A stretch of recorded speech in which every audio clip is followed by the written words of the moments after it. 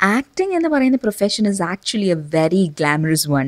Glamorous പ്രൊഫഷൻ്റെ മാത്രമല്ല, നല്ല ഇൻകം കൂടെ ഉണ്ടാക്കാൻ പറ്റുന്ന ഒരു പ്രൊഫഷൻ കൂടെയാണ് ആക്ടിങ്. സിനിമ അഭിനയത്തിന് പുറമെ സ്റ്റേജ് ഷോസും ബ്രാൻഡ് എൻഡോഴ്സ്മെൻറ്റും പിന്നെ ടെലിവിഷൻ ഷോസും ഒക്കെ കൂടെ ആകുമ്പോൾ ആക്ടേഴ്സിന് അതൊരു എക്സ്ട്രാ സോഴ്സ് ഓഫ് ഇൻകം കൂടെയാണ്. ബട്ട് അതേസമയം ഫിലിം മേക്കേഴ്സിനും പ്രൊഡ്യൂസേഴ്സിനും ഒക്കെ ആക്ടേഴ്സിൻ്റെ ഈ റെമ്യൂണറേഷൻ ഹൈക്ക് ഭയങ്കര പ്രശ്നം തന്നെയാണ്. ഇവരിങ്ങനെ കുത്തനെ പ്രതിഫലം കൂട്ടിക്കൊണ്ടിരിക്കുമ്പോൾ അതൊരു ഫിലിമിൻ്റെ ബഡ്ജറ്റിനെ തന്നെ ഭയങ്കരമായിട്ട് ബാധിക്കും. മാത്രമല്ല ലോ ബഡ്ജറ്റ് ഫിലിംസ് ചെയ്യാൻ തന്നെ ബുദ്ധിമുട്ടാണ് എന്നാണ് പല ഫിലിം മേക്കേഴ്സും പറയുന്നത്. ഈ അടുത്ത കാലത്ത് ഡയറക്ടർ ലാൽജോ തീരുമാനിച്ചിരിക്കുകയാണ് പുതുമുഖ നായകന്മാരെ വെച്ചേ ഇനി ഫിലിംസ് ചെയ്യുള്ളൂ എന്ന്. കാരണം എസ്റ്റാബ്ലിഷ് നടിമാരുടെ ഹ്യൂജ് റെമ്യൂണറേഷൻ തന്നെയാണ്. ഫിലിം മേക്കർ ബാലചന്ദ്ര മേനോനും ഇത് തന്നെയാട്ടോ പറയുന്നത്. ആക്ടേഴ്സിൻ്റെ റെമ്യൂണറേഷൻ ഫിലിമിൻ്റെ ഹോൾ ബഡ്ജറ്റിനെ ബാധിക്കുന്നു. അതുപോലെ തന്നെ ഡയറക്ടർ ഹരിഹരനും പറയുന്നുണ്ട് salary issues of actors.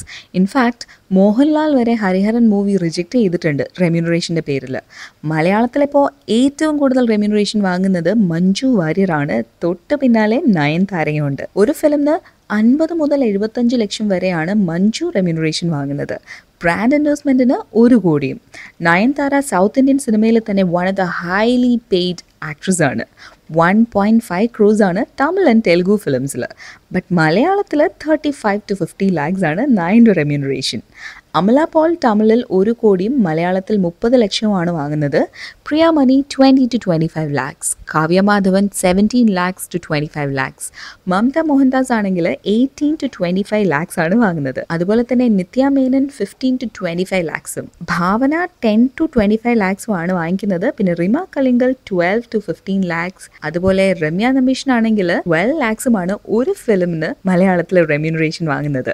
Remuneration എത്ര വേണമെങ്കിലും വാങ്ങിച്ചോളൂ, കുഴപ്പമില്ല, അതൊക്കെ ഓരോരുത്തരുടെ ഇഷ്ടമാണ്.